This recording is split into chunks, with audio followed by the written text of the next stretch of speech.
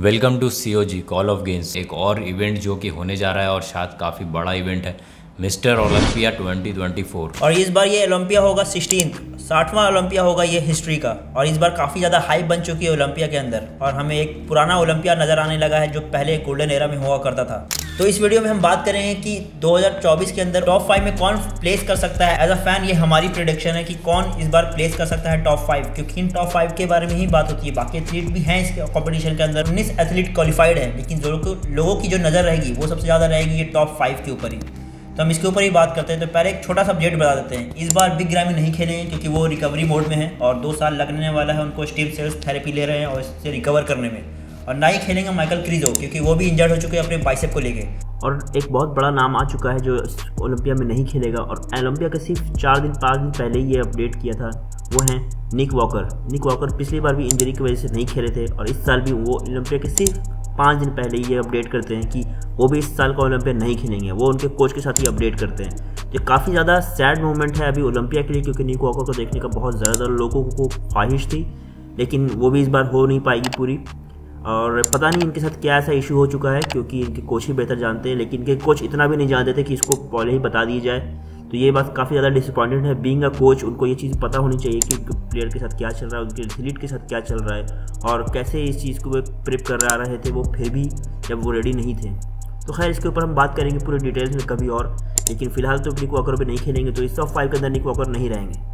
तो सबसे पहले हम बात कर लेते हैं पिछले साल में क्या हुआ था रिजल्ट। तो पहले नंबर पे आए थे डेरिक लंग्सफर्ड, दूसरे पे आए थे हार्डी शुपल, थर्ड पे आए थे सैमसन दौड़ा, फोर्थ पे आए थे ब्रैंडन करी और फिफ्थ पे आए थे एंड्रू जैक। और इसके अंदर सबसे बड़ा नाम मिसिंग था, वो थे निक वॉकर। नंबर 5 पे जो हमारे प्रेडिक्शन के हिसाब से आएंगे वो है हंटर लेब्राडा। निक वॉकर को जाने के बाद हंटर लेब्राडा का काफ़ी ज़्यादा चांस है कि टॉप 5 के अंदर वो आ जाए, क्योंकि वो भी एक अच्छी एस्थेटिक बॉडी दिखाते हैं और काफ़ी ज़्यादा इंप्रूवमेंट कर चुके हैं इस साल भी। लेकिन इतने भी इंप्रूवमेंट नहीं किए क्योंकि वो एंड्रू जैक को पीछे कर सके, लेकिन हंटर लेब्राडा एक अच्छी प्लेसिंग बना सकते हैं टॉप 5 के अंदर। और निक वॉकर नहीं होने की वजह से इनका ज़्यादा चांसेस बढ़ चुका है कि वो टॉप 5 के अंदर प्लेस कर जाएँ। और अभी थोड़े इंप्रूवमेंट भी दिखाए थे हंटर लेब्राडा ने अपने लेटेस्ट अपडेट में। तो ये सभी चीज़ को तो ऐसा ही लगता है कि हंटर लेब्राडा प्लेस कर जाएंगे टॉप 5 में और इस बार फिफ्थ पोजीशन के एथलीट वही होने वाले हैं। और अगर हम बात करें नंबर 4 के बारे में तो हो सकता है कि इस बार एंड्रू जैक 4th प्लेस कर जाएं, क्योंकि जिस तरह से ये हाइप और मोमेंटम लेकर आए हैं अपने पिछले शो टेक्सास प्रो को जीतकर, और जिस तरह की एस्थेटिक्स और कंडीशनिंग उन्होंने दिखाई थी उस शो में, काफ़ी ज़्यादा बॉडी बिल्डिंग एक्सपर्ट्स जैसे कि बॉब चिकरेलो ने भी प्रेडिक्ट किया था कि एंड्रू जैक शायद टॉप 3 भी क्रैक कर जाए। और कुछ लोग तो इन्हें फ्यूचर मिस्टर ओलंपिया भी कहते हैं सिर्फ इनके स्ट्रक्चर की बेसिस पे। और हमारे हिसाब से नंबर 3 पे आने वाले हैं सैमसन दौड़ा, क्योंकि सबसे ज़्यादा ओलंपिया के अंदर कोई ग्रो किया है तो वो सैमसन दौड़ा ही है। तो 3 साल के अंदर इस तरीके से ये ग्रो किए हैं कि बिल्कुल अनएक्सपेक्टेड था। सैमसन दौड़ा अपने साइज़ के मामले में सबसे ज़्यादा नज़र आते हैं और हाल ही में आपने देखा होगा कि ये कंपटीशन भी खेले थे जिसके अंदर ये कम्पीट किया और वहाँ जीत भी गए ओलंपिया से कुछ वीक पहले।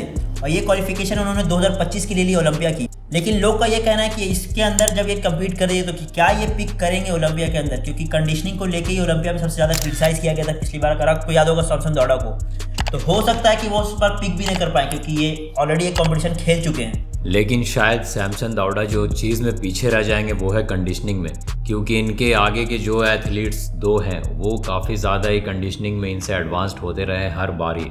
और एक और काफ़ी ज़्यादा इंटरेस्टिंग चीज़ है सैमसन के बारे में उनकी कोच। और पिछले साल ही इन्होंने मिलोस सारसेव को अपने कोच से हटा दिया था और अब इनकी नई कोच इनकी वाइफ बन चुकी हैं। तो काफ़ी ज़्यादा ही अच्छी कंडीशनिंग में ये आए थे अपनी वाइफ के साथ ट्रेन करके। तो इस बार भी काफ़ी ज़्यादा लोग वेट कर रहे हैं कि इस बार कैसी कंडीशनिंग दिखाने वाले हैं सैमसन। लेकिन अगर ज़रा भी सैमसन इस बार अपनी कंडीशनिंग को मिस करते हैं तो जो नंबर 4 पे प्लेस करने वाले एथलीट्स हैं वो भी काफ़ी ज़्यादा बड़े कंटेंडर है टॉप 3 को क्रैक करने के लिए। तो एंड्रू जैक भी इनसे आगे निकल सकते हैं। और अब हम बात कर लेते हैं टॉप 2 प्लेसिंग की। सबसे ज़्यादा कंट्रोवर्शियल जो प्लेसिंग है वो यही दोनों होने वाली है, क्योंकि टॉप 1 और 2 का जो एथलीट है वो पिछली बार कितनी बड़ी कंट्रोवर्सी खड़ा किया था वो हम सबको पता है। हार्डी शुपल का नाराज़ होकर ओलंपिया से स्टेज से चले जाना, उसके बाद एक से एक कमेंट, उस पर से डेरिक लंग्सफर्ड का रिप्लाई।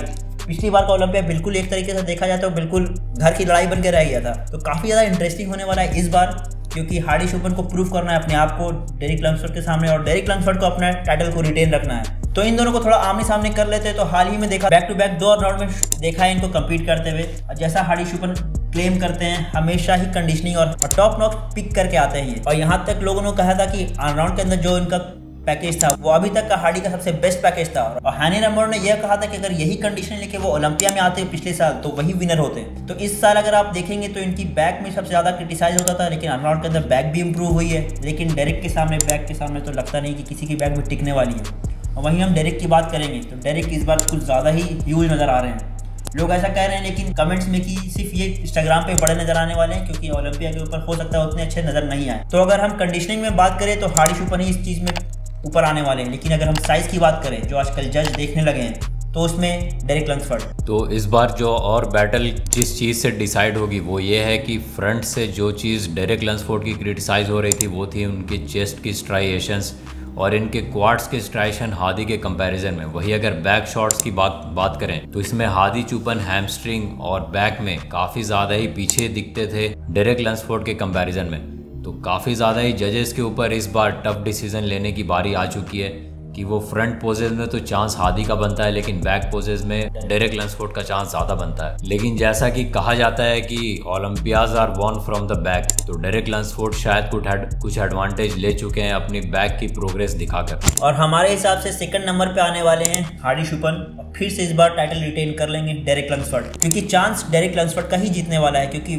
जजेस की भी लगता है कि बहुत ज़्यादा करीबी हो चुके हैं वो। लेकिन हमारा वोट तो हमेशा से रहेगा हार्डी शुपन को ही। तो ओलंपिया देखना काफ़ी ज़्यादा इंटरेस्टिंग रहेगा कि क्या रिजल्ट होते हैं। ये तो हमारी प्रिडिक्शन है, लेकिन इसके बावजूद भी हो सकता है कुछ एथलीट बहुत ज़्यादा ही पिक करके आ जाए और इन लोगों को भी रिप्लेस कर दे। तो ये थी एक prediction video mister Olympia 2024 open division को लेकर। क्लासिक फिजिक की भी एक प्रेडिक्शन वीडियोस हम आपके साथ शेयर करने वाले हैं और मिस्टर ओलंपिया के रिजल्ट्स भी हम शेयर करेंगे इस चैनल पे। तो आम रेसलिंग फैंस भी जब तक प्रो पंजा स्टार्ट नहीं हो जाता है कम से कम मिस्टर ओलंपिया को ही देख लें और हमारे इस वीडियो को भी थोड़ा सपोर्ट करें।